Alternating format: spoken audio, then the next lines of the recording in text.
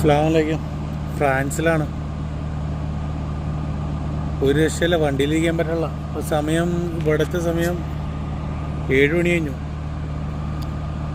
7 മണി 37 degree ചൂട്. ഒരു രക്ഷയില്ല, വണ്ടിയിലിരിക്കാൻ പറ്റില്ല.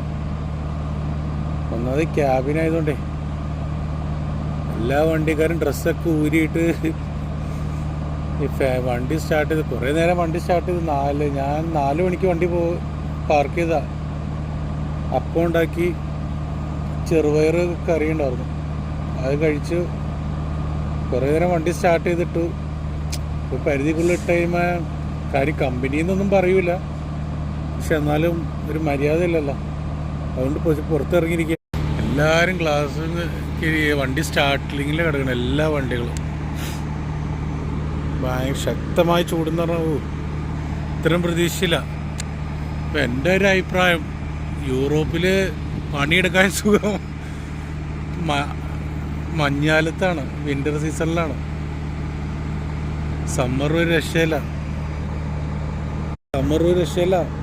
വിൻ്ററിലാണെങ്കിൽ നമുക്കൊരു 2 പൊതുപ്പുമായി എടുത്തിട്ട് ആ കർട്ടൻ ഇട്ട് കഴിഞ്ഞാൽ അത്ര തണുപ്പില്ല. പക്ഷേ സമ്മറിൽ എൻ്റെ പൊന്നോ ഒരു രക്ഷയില്ല, ഉറങ്ങാനും പറ്റില്ല. ഇപ്പോൾ സമയത്തിപ്പോൾ തന്നെ നട്ടുച്ച പോലെയാണ് നമ്മുടെ.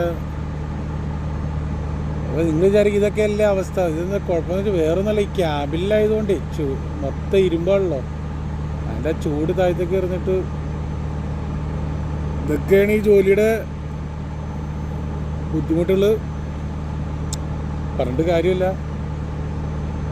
ഇതെല്ലാം സഹിച്ച് നിൽക്കണം.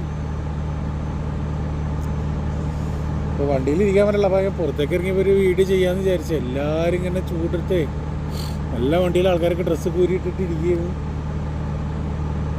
കാറ്റ് ഈ ഭാഗത്തേക്ക് വന്നില്ല, കാറ്റ് വീശാണെങ്കിൽ കുറച്ച് സമാധാനം ഉണ്ടോ, അതുമില്ല, കാറ്റ് ഇങ്ങനെ പോവാ. ആയിക്കോട്ടെ, അസ്സലാമു അലൈക്കും.